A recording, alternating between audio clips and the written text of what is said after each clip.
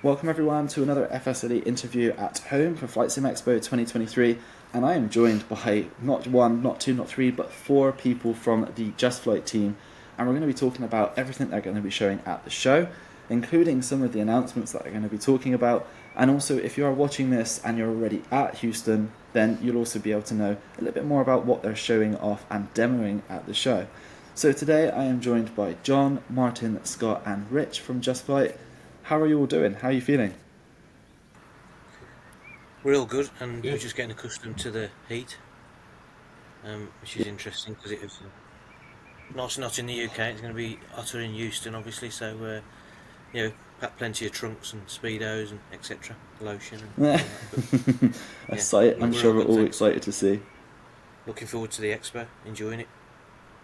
Absolutely. So, Scott, maybe you can just give us a little brief introduction to Just Flight. I mean, we've had plenty of newcomers into the world of flight simulation, so maybe now's a great opportunity to let people know a little bit more about kind of who you are and what your team develops. Okay, so Just Flight has been around for 25 years now, which is probably a lot of people are aware of. A lot of people aren't. But yeah, we were kind of one of the pioneers when flight simming took off late 80s, early 90s. We've been around since then.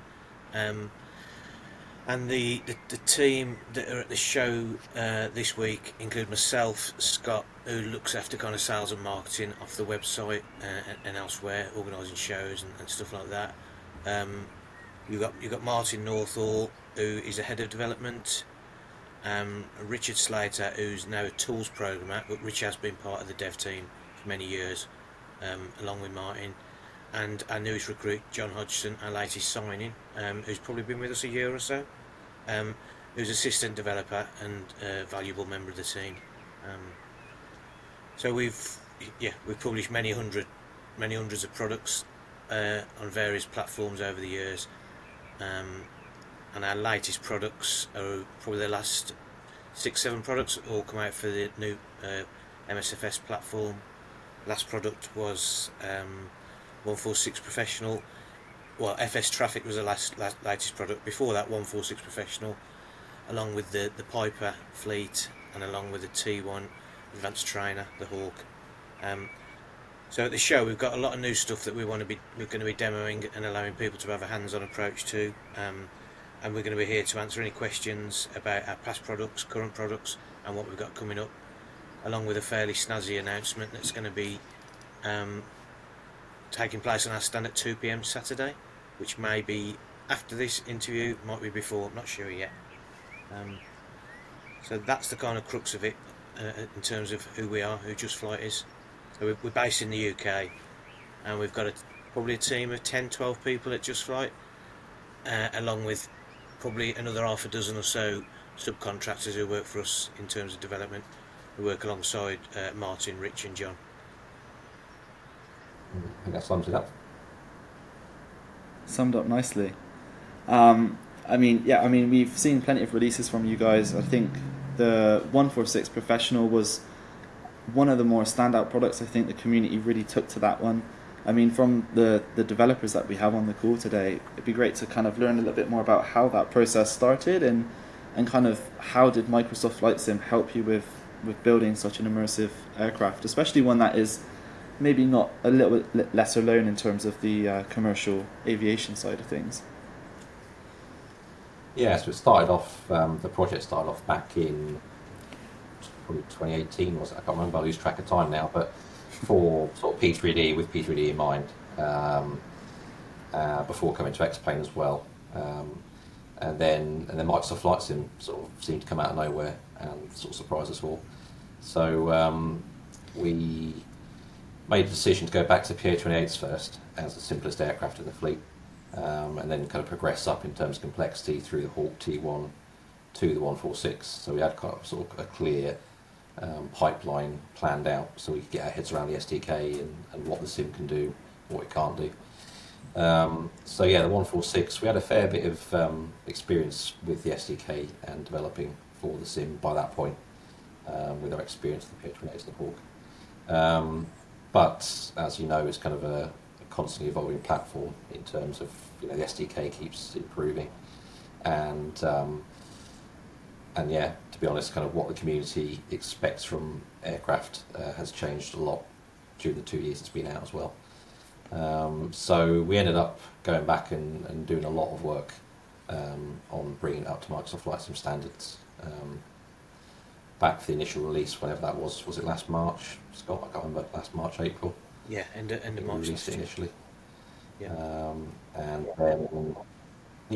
And then I think we've had about 10 updates since then, and that's obviously to keep pace with sim updates, but also just to respond to feedback and those sort of changing requirements for the community, really. So I think we put out our last update a couple of weeks ago.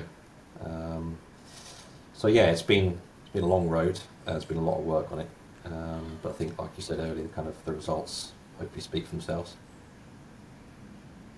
Yeah, I mean, I was looking at some of the feedback in like our comment section and stuff, and I think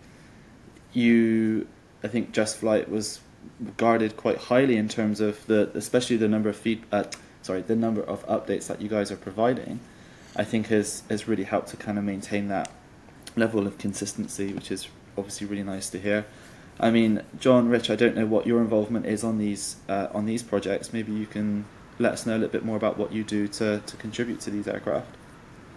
Okay, I mean, with the 146 specifically, I was involved a little bit. I've contributed some GDI work towards it, but I mean, that was mostly Martin's baby.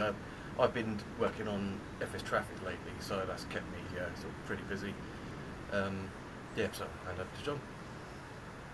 Yeah, so kind of a similar thing for me. I've been with the company 2 years, so the 146 was sort of already quite far progressed when I started, although I did do a little bit of internal testing and bug reporting and that kind of thing. But yeah, mainly working on FS traffic. It's my kind of main project at the moment.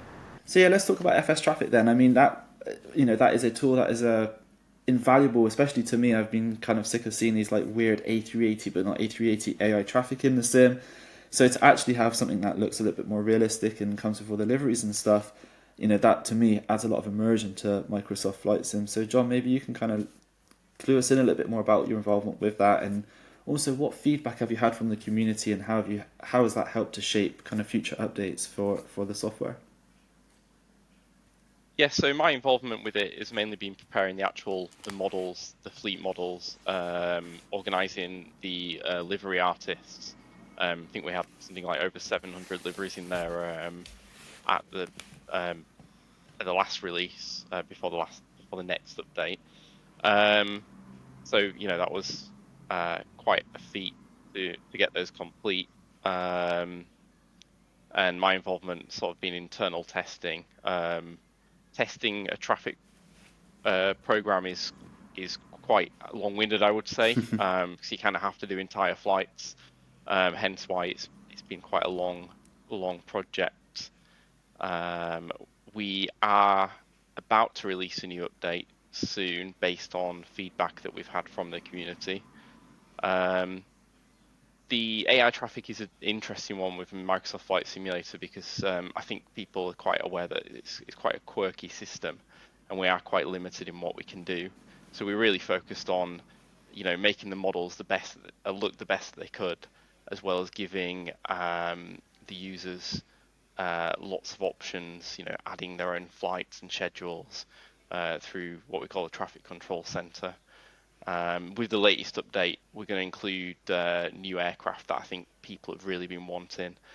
So that's actually older aircraft like the 75 and the 767. Sort of dying breeds, but well loved by a lot of people. Yeah, absolutely. I mean, they're still flying, especially in America. You get a lot of 75s and 76s, I think, still. So to see that kind of come into the sim would be amazing. So, I mean, we've spoken a little bit about aircraft and tools and stuff, but I'm curious, this one's more for you, Scott, I think, is how has the market shifted for you guys with the introduction of the new sim, and also kind of what effect has that had on kind of the development of products for X-Plane and for Prepared? I think like Martin alluded to earlier, it kind of came out of blue a little bit when it came along, so we were kind of left still working on X-Plane P3D products, and we were reluctant to kind of move across straight away. We did go through a period where we carried on releasing for P3D and X-Plane, but it became evident fairly soon that MSFS was going to be the place to be, just in terms of numbers. So from a commercial standpoint, it made sense to kind of start with taking our older products over to MSFS, which Martin again mentioned earlier. And I don't want to sound, it sounds a bit brutal, but the sales figures just kind of were evident that we'd made the right decision fairly soon. So it wasn't a case of not concentrating on P3D and X-Plane, abandoning everything and moving across. We were doing a bit of both, but the sales figures and general interest in the P3D and X-Plane kind of started to slip away fairly quickly. And we're not a massive team like most of the devs out there, most of the publishers. We can't, you at some point you just have to make that decision. So we did, and we moved over to kind of started working exclusively on MSFF products. That said, we did have some third-party devs who are continuing to work on P3D and X-Plane for us. So the sands are still shifting, and we're still kind of taking our time to make various decisions. In terms of developing and publishing for MSFF, it's just breathed new life into the industry and to our business, really, which we're thankful for. Along the way, there's been problems, as there always is. Martin and John and Rich and the team get a product ready for release, and we're kind of brilliant. That's sold really well, and it's doing nicely. Everybody loves it. Move on, please. And then the next meeting, it's no, we need to do updates because there's a new sim update out. And as Martin just mentioned again, 146, 10 updates, and 14 months down the line from release, we just released another update, and there's one more important one to come with the new FMC to be added to that. And the same thing has kind of it manifested itself in all the other products, really. The same thing has happened, along with getting the products ready and compatible for the Xbox platform, which we were unsure about, and we didn't know whether the market would be there for that. But it definitely is. Let's just say that. So, perhaps the more casual simmers come along, but we welcome them, and it's good, and it seems to be we can kind of cater for all tastes at the moment. So, nothing but positive words, really. We need to sit down again now. Now, last week's announcement was made about 2024, and see what's what. Wait to hear more from Jorg and the team and the Microsoft Studios, and then but at the moment it's we're as we were, we're just continuing along the track that we've kind of got planned for the rest of the year in 2024. Yeah, I mean, we've with that announcement last week, I think it surprised a lot of people, but people were expecting me to ask questions, but kind of seems a bit pointless to waste time on those questions, because I think most people know what everyone else knows publicly in terms of Microsoft has said that the vast majority of products will just be ported across or be able to be functional in the new sim as well. So you touched on kind of different sales figures and stuff for Prepared and kind of pivoting a little bit. I think one product in particular, I think people were sad to see maybe kind of fall off the radar a little bit, was the 747 Classic series. I don't know if you guys can talk a little bit more about maybe if that's going to be coming out to Microsoft, or if that one's kind of been pushed to the back burner just for a little while whilst you focus on all these updates and stuff. 747 discussions are ongoing, and we've got we've got a couple of options that we're looking at currently. Probably unlikely to come out from Just Flight, but we will be part of the project in some regard. But can't say too much on that at the moment. But there will be some news on it quite soon. We'd hope to be able to kind of bring that news at the expo, but we're not quite there yet. But some positive news will be forthcoming. Is that about a correct summary of where we are with 747? Yes. Yeah, I think yes. So I think we're in a kind of tricky situation in terms of giving out too many details at the moment. It's the nature of where we are, but think you probably sum it up by saying that it's highly likely you're going to see a 747 Classic in Microsoft Flight Sim. Yes, that's probably about as far as we can go with that, and we will be involved with that project. And it'll be, as with all our other aircraft, it's not a simple case of bringing something across from P3D. It's a pretty significant amount of work to bring it up to the very latest Microsoft Flight Sim standards, which is, for all our aircraft, an absolute minimum. We won't be bringing anything across as is. So as you can imagine, with the 747, that's no mean feat. But yeah, I'm sure you'll see it in some form. Okay, amazing. I mean, let's talk about an aircraft that we can talk about. I think that's what we should be doing. So the F28 Professional is soon to be released. I think, Scott, you mentioned to me earlier that this is something that you are going to be demoing, especially at Flight Sim Expo. Who on the team's been working on that aircraft, and who can kind of fill us in a little bit more detail? Because I know there's going to be plenty of people who are excited to get their hands on that. Yeah, so that's another project that we started probably, again, sort of back in maybe even 2017, 2018, with the initial research. So we went over to Amsterdam and saw a real aircraft over there and did all our photography and videos and all the other stuff that kind of we start off any project with for an in-house project. And again, like the 146, that was destined for P3D originally because of that was a go-to sim at the time. But then during the late stages of development of the artwork, really, Microsoft Flight Sim again suddenly popped out of nowhere, really.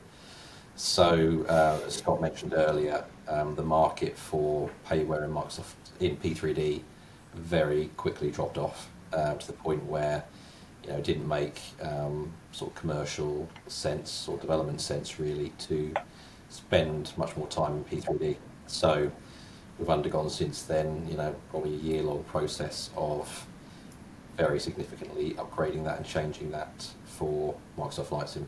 In many areas are starting again, or adding new features like the brand new, very detailed sort of virtual cabin, which never would have been possible in P3D. So yeah, it's been a long road on sort of after 146, but yeah, I think it's fair to say, if you've watched the videos and seen the screenshots, it's definitely the very best work we've done, and it's another fairly big step up from the 146. So yeah, pretty excited about getting that out there and showing that off.